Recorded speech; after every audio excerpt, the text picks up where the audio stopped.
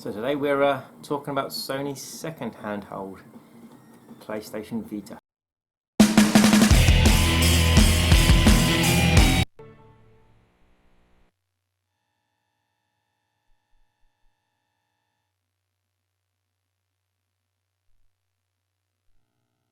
Okay, so this funny story with the Vita. Basically, recently I pretty much decided that I was going to sell my collection, so I sold a good majority of it off, and a day later I found another one dirt cheap, and game were clearing out like all the PS Vita games dirt cheap, so I got most of everything I sold back for next to nothing. Well, not next to nothing, but for a fraction of what I sold the lot for, so weird one. But yeah, I got my PlayStation Vita. It's the original model. I don't like the rejig slim model. This to me is perfection, other than trying to get bloody screens on it, protection screens, which is bloody impossible. So yeah, I got me a box Vita, and also if you've got a Vita, it's best to have the PlayStation TV. Something I wish the PSP would have done, not by that stupid lead that goes to the telly. Basically, you can shove your PS Vita games in here, plug it into the telly, you can sync it up to PS3 and I think PS4 pad, and you can play your games on the telly. There's a few that are not compatible because of obviously touch screen, but they didn't bother patching, but they did actually patch most of them.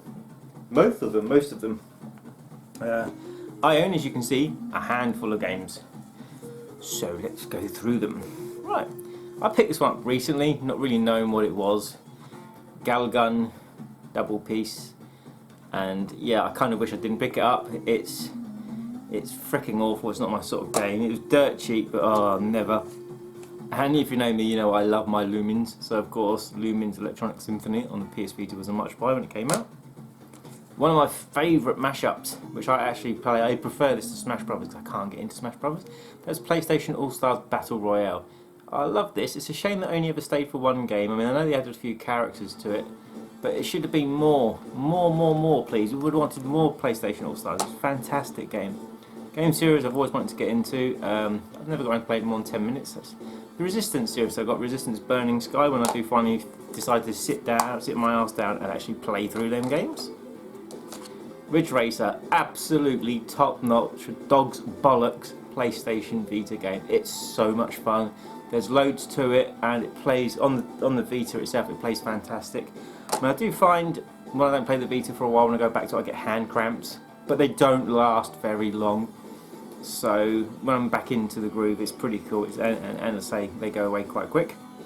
Game I absolutely love. I mean, it's a bit pervy. Senran Kagura, Estival Versus. I mean, I know there's sequels, but all the sequels are like download only.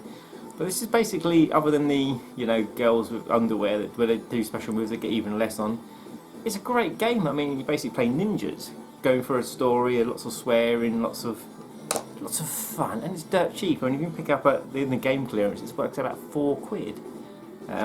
As I own it in every single system, why not here? Sonic and All Stars Racing Transformed.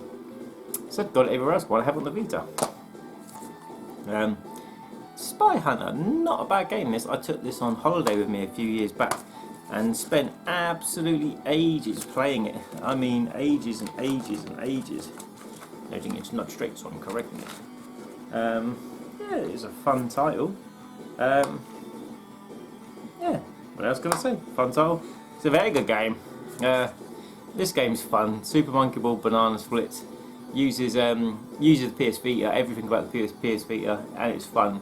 But it will get you anxious and nervous while you're playing it. Oh, please don't go over the edge. No surprise, Virtual Tennis 4 World Tour Edition. surprise, another virtual tennis game. So one thing I do like about the PlayStation Vita is I've got a lot of games that were cross-buy. And so one which was a Darius Chronicle, whatever it is, which is probably the best game, which you can share the save between your Vita and your PS4, but you had to buy them separate. I mean, I got it on sale, so it was cheap. But I also got things like the King of Fighters. I got Windjammers. I got quite a lot of games that were cross-buy. Buy the PS4 version, you get PS Vita version for free. The memory cards ain't fun. They're so expensive. Anything over a 16GB costs a bloody fortune. I mean, Sony definitely made their money there. But my last physical game for the PlayStation Vita, Wipeout 2048. This is excellent. I knocked up hours upon hours upon hours into this, and this is a game where you do require the network pass, which is stupid because even if you have PlayStation Plus. If you don't have that network pass, you have to pay for it, and it's about £6, which is ridiculous. Don't know if it's the same now, but it was when I played it last year. Stupid PlayStation Plus, but no, you still have to buy the online pass separate. But yeah, I'm actually quite favourable with the Vita. I kind of miss when I sold my original collection. I had the Dead or Alive 5, and that was brilliant. And so Ultimate Marvel vs Capcom 3 was great, but it was so awkward to play on the Vita. I mean, you play it at home, a nice solid play it on the Vita, and you're moving it, and you tend to misjudge things because you're moving the Vita as well. But you know, it is what it is, and I enjoy the little time playing. I still spend most of my time these days playing on my bloody phone, especially Mortal Kombat Mobile. I play that all day, every day if I get a chance. But yeah, so I know Sony have completely discontinued it now, so there's going to be no more. But yeah, I enjoyed my PS Vita, enjoy it for what it is. I do plop it out, yeah, pod it out, whatever. Update it, because every time I did turn it on there seems to be an update. And generally just play Darius quite regularly. Darius Chronicles Burst, I think the name is, or whatever. But yeah, and there's always still really good deals going online for the weekly deals like I do with PlayStation and stuff. They still do with PlayStation Vita. Games, of course, are now rising up there unless they're like FIFA 14 or something like that. But yeah, guys, so that for you is my PlayStation Vita collection.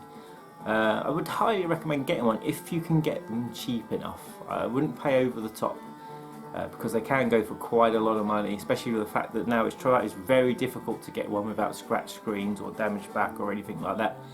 And putting the screen covers on them is a nightmare. I mean, if you know someone that's got like a non-static room, you know, that can fit them, go for it, because doing it yourself is absolutely a just difficult nightmare. And oh yes, good to show you those PlayStation Vita bits, guys. I hope you enjoyed this video.